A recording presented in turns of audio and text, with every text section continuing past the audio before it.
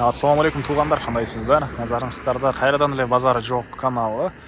Бүгін сіздерге мен Дордой базарына жақын жерден Дордойдон бір сатылуучу үй көргөзмөкчүмүн. Биринчи жолу баруу жолун түшүндүрөйүн. Азыр мен турган жер туғандар Элбесова көчөсүнүн жээги.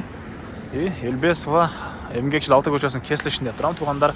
Ориентирде могу Нови Стор деген чоң объект алсаңыздар болот. Ушунда жандагы эле көчө менен чыгыштык эле жүрөсүздөр. Bir asfalt көчө, андан кийинки эле ошол асфальттан өтсөңүздөр эле тугандар сол тарапта Эмгекчил 6 көчө 569 даректе сатылуучу үйүбүз жайгашкан.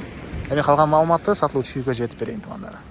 Макей тугандар, келүү жолун түшүндүргөнчү бүгүнкү чыгышта сатылуучу үйгө жетип келип калдым. Бул үйүбүздүн көчө тараптан көрүнүшү. Дарек Дордой Эмгекчил 6 көчө 569 үй болуп калат.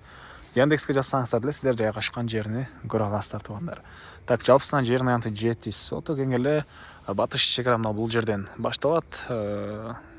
Дарбаза, калиткасы, забор жана чыгыш чек арасы бул жерге чейин жалпысынан жери 7 соток. Мына жолдор кенен, электр энергиясы бар экен, суусу бар экен тугандар. Анан жолдор эмнеге кылай десеңиздер, жакынкы эле аралыкта бул жерден канализациянын трубаларын орнотконуна байланыштуу ушундай жолдор азыркы учурда бир аз ылай болгон учуру. Канализациянын трубалары орнотулган үйгө быйылкы жылга кошулат экен тугандар канализация. Так, дагы эмне маалымат? Кошуналар сыяктуу тугандар, мынакей чоң склад салып иштетсеңиздер болот. Негизинен бул жерде швейн цех катары деле иштетишкен экен. Анан базарга жакын квартира бизнес кылсаңыздар деле тугандар болот. Бул кошуналардагы квартира бизнес менен алектенип атышат. Склад, квартира, швейный цех менен алектенсеңиздер болот тугандар. Так, андан ары эми калган маалыматтын короосуна келип берейин. Киргенде оң тарапта тугандар мындай жери.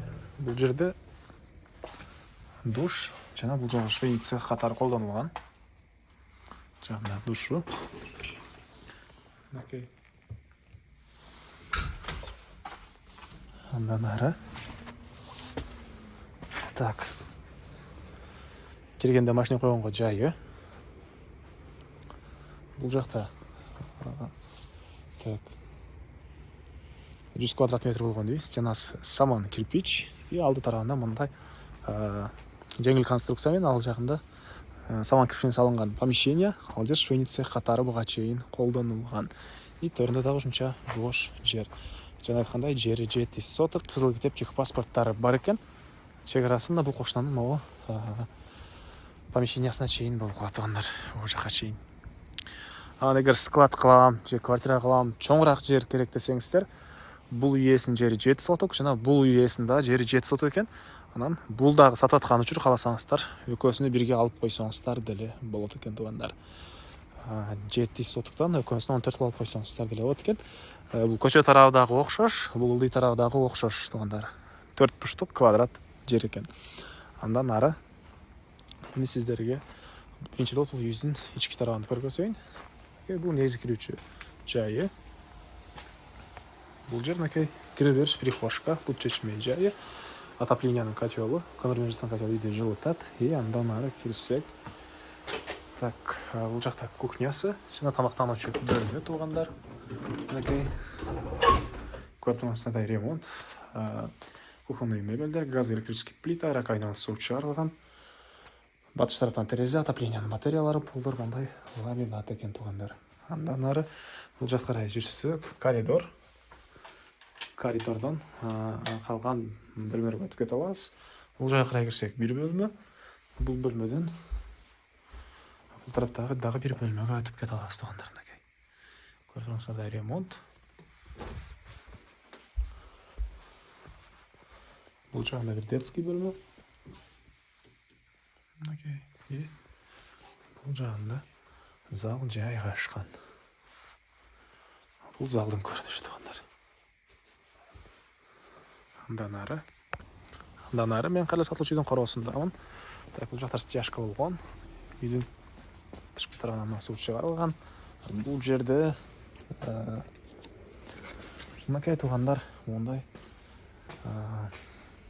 закройный стол деп коюп беле туганда, закройный стол. Бул убакта чейин швейный цех катары колдонгон ылдый тарабында стяжка болгон. Бул жакта бир швейный цехтин бөлмөсү, экинчи бөлмөсү, көмүр канат жана мондай инструмент сакталган склад деп тургандар.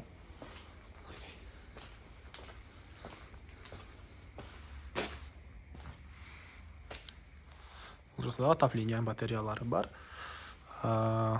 Так. Прожектор мондай жаркыраткычтар орнотулган.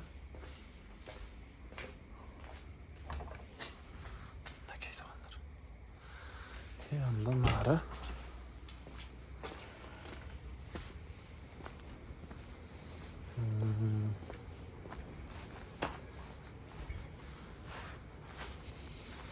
бул жакта мондай тротуарлар, үй тышкырындагы ажатканасы, чек арасын байкалып эле турат туугандар.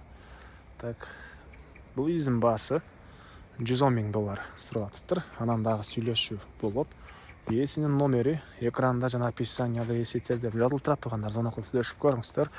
Сүйлөшүүлөр болот. Анан достор менен, группалар менен бул видеону сиздер бөлүшсөңүздөр, мага үй ээсине чоң жардам берген болосуздар. Анда мен сиздер менен коштошом. Кийинки чыгышка чейин туугандар, саламатта калыңыздар.